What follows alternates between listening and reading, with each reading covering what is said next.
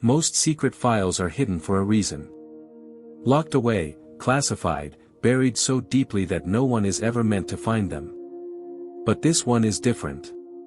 Because according to official records, it shouldn't exist at all. No origin. No clear author. No department willing to claim it.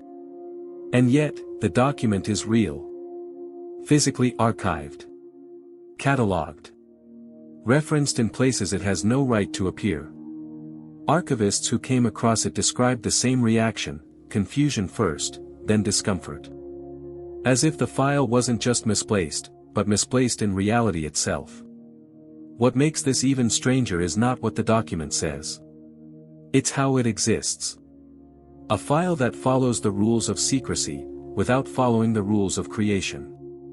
And that's where the story truly begins. The discovery didn't happen during an investigation. There was no whistleblower. No leak. No dramatic reveal.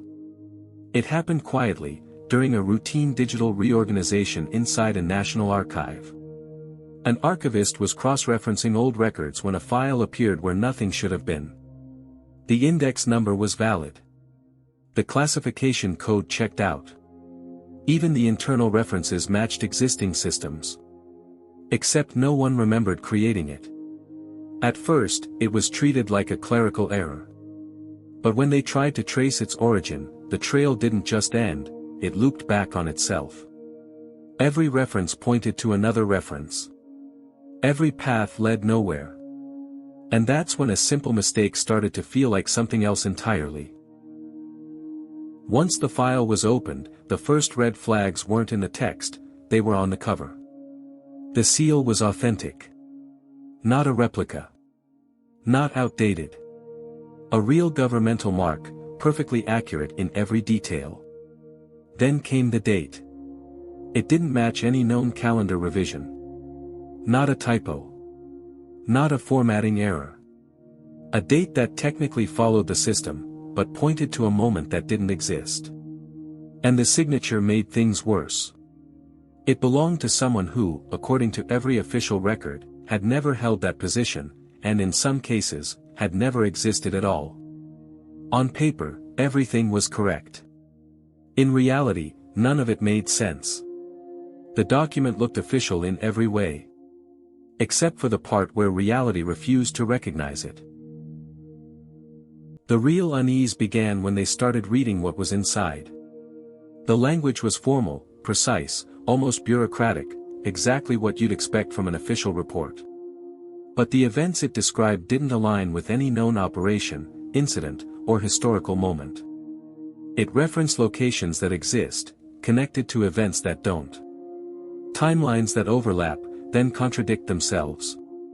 Outcomes that are described as both resolved and unresolved, on the same page. There were no dramatic claims. No warnings. No obvious secrets. Just calm descriptions of situations that shouldn't be possible. And that's what made it disturbing. Because the document didn't feel fictional.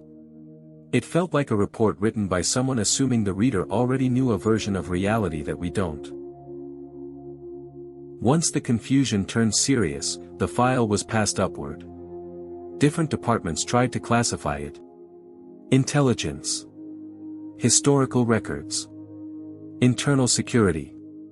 Each one applied a label, then quietly removed it. The problem was simple, the document didn't fit anywhere. It wasn't old enough to be dismissed as an error.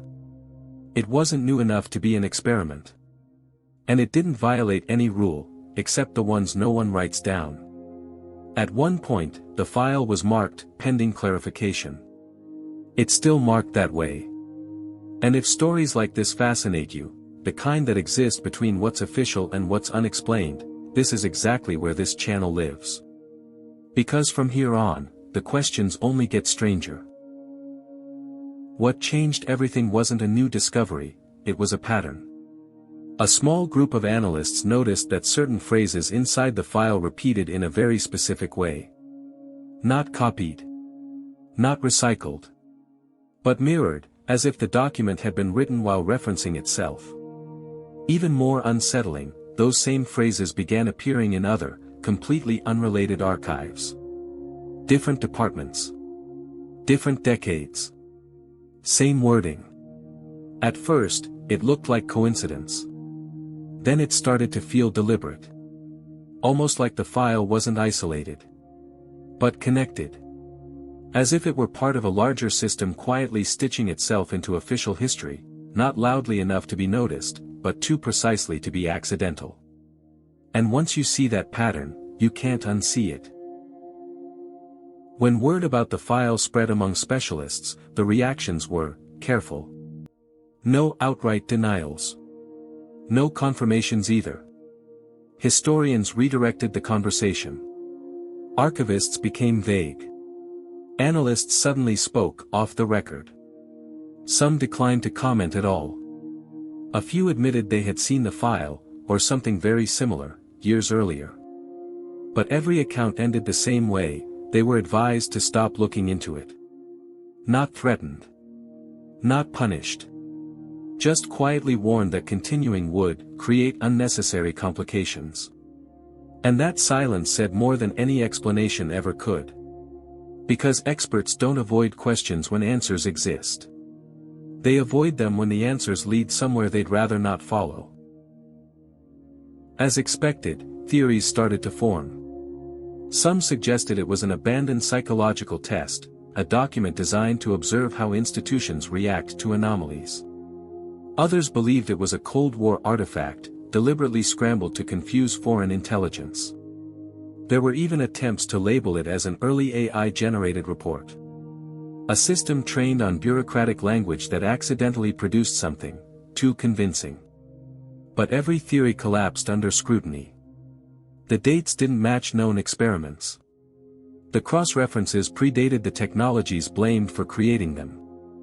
And no system, human or artificial, could explain how the file integrated itself so cleanly into unrelated archives. Each explanation tried to close the case. Instead, they all left something open. And the more people tried to explain the file, the less explainable it became. The most disturbing detail wasn't hidden in the text. It was at the end. A short addendum, formatted like a routine update. No emphasis. No warning. Just a single line noting that the document had been reviewed, years after its supposed creation. The reviewer's name was there.